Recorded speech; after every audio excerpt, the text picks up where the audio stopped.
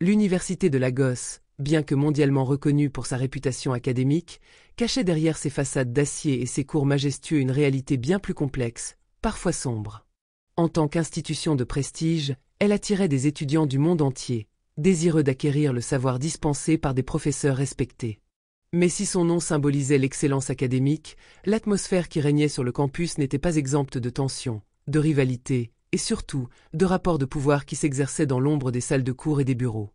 L'histoire de l'université était marquée par des mythes, mais aussi par des pratiques qui se transmettaient de génération en génération parmi certains membres du corps professoral.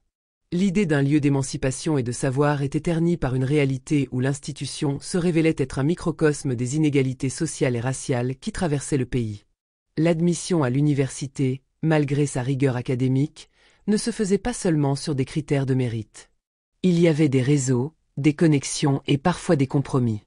Loin des salles de conférences étincelantes, des histoires se murmuraient dans les couloirs, des histoires d'abus de pouvoir qui, souvent, étaient étouffées par la peur ou la déconnexion des autorités. Le professeur Edward Holden représentait à la perfection ce système opaque. Cet homme blanc, dans la cinquantaine, était l'un des piliers du département de littérature anglaise. Son charisme, ses discours passionnés sur la littérature européenne, et sa capacité à citer des extraits de textes anciens avec une précision parfaite faisaient de lui un professeur hors pair aux yeux de ses étudiants. Ceux qui avaient la chance d'être sélectionnés pour ses cours le considéraient comme un mentor, une figure quasi mythologique. Ses connaissances semblaient infinies, et ses apparitions en salle de conférence étaient toujours attendues avec impatience, comme un événement en soi. Il n'était pas simplement un professeur, mais un intellectuel reconnu, une figure de proue dans son domaine. Cependant, derrière cette façade de respectabilité académique, Edward Holden cultivait une arrogance subtile qui, avec le temps, se transforma en un abus de pouvoir manifeste. Dès son arrivée à l'université, il s'était imposé comme un maître incontesté de son domaine, exigeant une déférence sans faille de ses étudiants. Mais cette réputation de grand intellectuel, qu'il avait propulsé sur un piédestal, cachait bien des travers. Il y avait chez Holden une constante utilisation de son autorité pour manipuler et contrôler les jeunes femmes qu'il avait sous sa tutelle. Parfois, il les choisissait parmi les étudiantes les plus vulnérables, celles issues de milieux modestes ou de communautés minoritaires, celles qui avaient moins de chances d'être entendues si elles venaient à dénoncer ses actes. Il savait comment les isoler, les faire se sentir privilégiées de recevoir ses conseils et de participer à des discussions exclusives. Il créait des situations ambiguës où l'étudiante se sentait valorisée par son attention, mais en réalité, il en usait pour parvenir à ses fins. Parmi ses étudiantes se trouvaient 3 jeunes femmes, toutes brillantes et ambitieuses, mais aussi issues de milieux pauvres.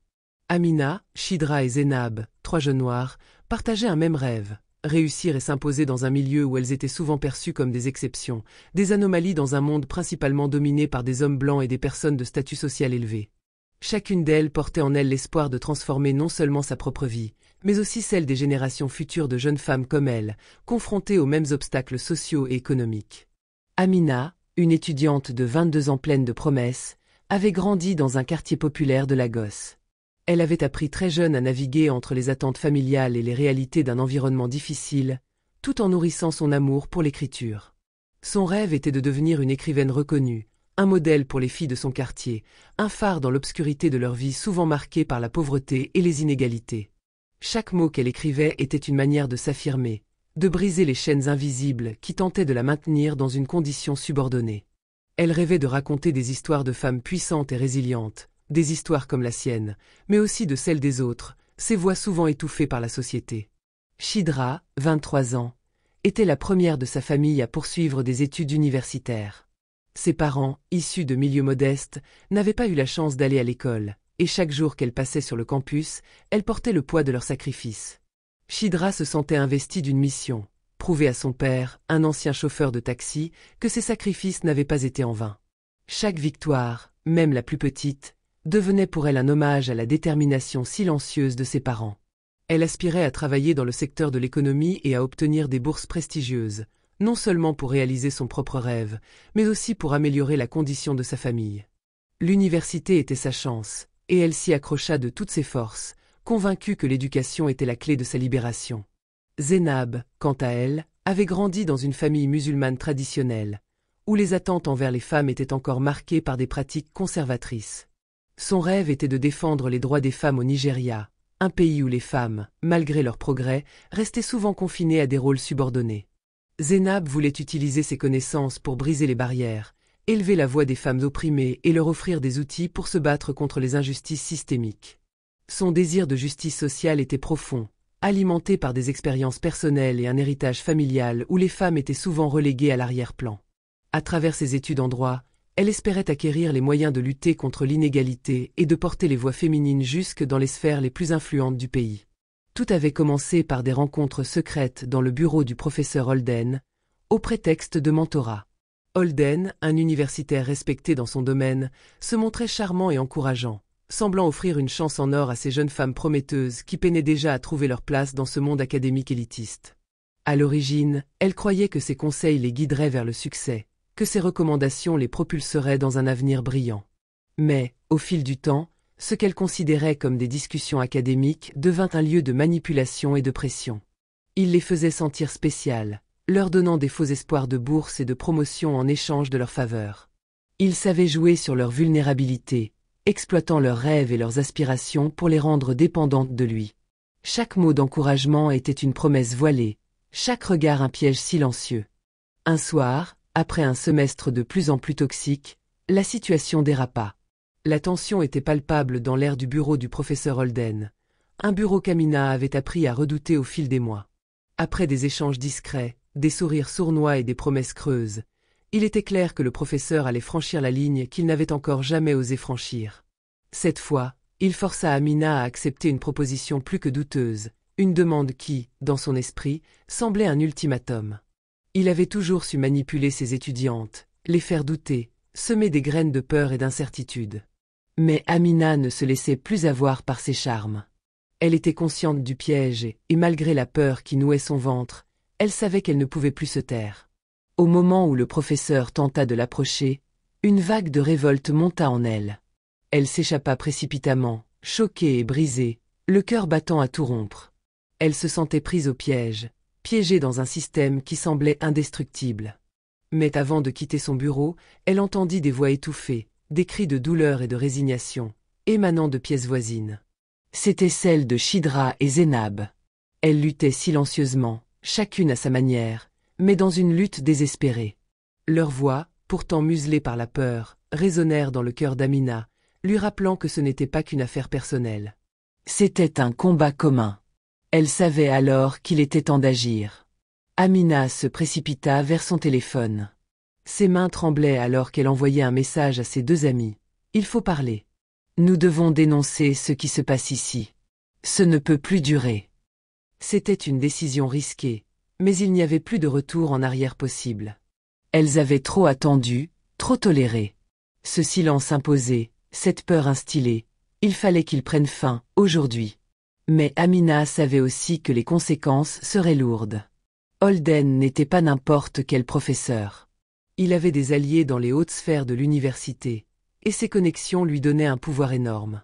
Pourtant, malgré ce pouvoir, des témoins avaient vu les allées et venues, des étudiants avaient surpris les échanges discrets entre Holden et certaines étudiantes. Il savait que leurs témoignages seraient cruciaux, et il n'hésiterait pas à prendre position.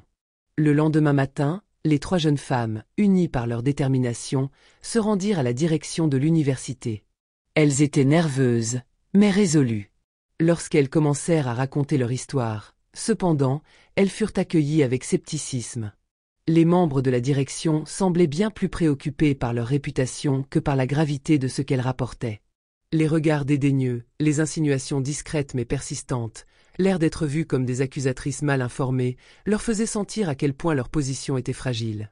Le pouvoir de Holden était immense, et les pressions discrètes pour que l'affaire ne prenne pas de l'ampleur étaient évidentes. Mais, malgré tout, les trois jeunes femmes ne fléchirent pas. Elles savaient que leur cause était juste, et elles étaient prêtes à aller jusqu'au bout. Soutenues par quelques professeurs courageux et des membres du personnel qui avaient eux aussi vu les abus du professeur, Amina, Shidra et Zeinab firent une déclaration publique. Ce qui avait commencé comme une simple dénonciation interne se transforma rapidement en une onde de choc qui secoua toute l'université. Leurs voix, d'abord réduites à une rumeur, se propagèrent à travers les médias comme un feu incontrôlable. Les étudiants, eux aussi indignés et conscients de la corruption de l'institution, se joignirent au mouvement. Des manifestations estudiantines éclatèrent dans tout le campus, dénonçant non seulement les abus de Holden, mais aussi les dysfonctionnements systémiques qui permettaient à des personnes comme lui de prospérer dans l'ombre de l'université. Le professeur Holden, autrefois un titan respecté, se retrouva du jour au lendemain au centre d'un scandale international. Les preuves accablantes s'accumulaient. Des témoignages anonymes de nombreuses autres victimes commencèrent à émerger, révélant un schéma de comportement inquiétant et répandu. L'opinion publique se retourna rapidement contre lui, et l'université, dans une tentative de limiter les dégâts, fut forcée de suspendre Holden. Une enquête fut lancée. Mais ce n'était pas la chute du professeur qui marquait véritablement un tournant dans cette histoire. Ce qui résonnait le plus fort dans les esprits des observateurs, c'était la résilience des 3 étudiantes. Elles avaient su faire face à la pression, briser le silence et exposer une vérité douloureuse. Leur courage devenait un symbole de la résistance face à l'oppression, de la force de la parole face à l'abus de pouvoir. Le véritable changement, toutefois, ne résidait pas simplement dans la sanction du professeur. Le véritable changement résidait dans l'affirmation de la voix des femmes noires, des femmes issues de milieux modestes, qui, pendant trop longtemps, avaient été ignorées, réduites au silence, ou simplement ignorées. Amina, Shidra et Zénab, en prenant la parole, avaient secoué les fondements d'un système injuste. Elles avaient transformé leur douleur en force collective, en espoir, et en un appel à la justice pour toutes celles qui, dans l'ombre, subissaient des abus sans jamais avoir la possibilité de se défendre. Elles avaient mis en lumière un problème bien plus vaste que celui de la déviance d'un professeur, un problème de justice sociale, de droits fondamentaux et de dignité humaine. Ces 3 jeunes femmes étaient devenues des symboles, non seulement de l'oppression qu'elles avaient subie, mais aussi de la résistance. Elles avaient montré qu'il était possible de se battre, même contre des géants, même quand tout semble perdu. Et pour la première fois, elles pouvaient voir un futur où leur voix, et celle de toutes les femmes comme elles, seraient enfin entendues.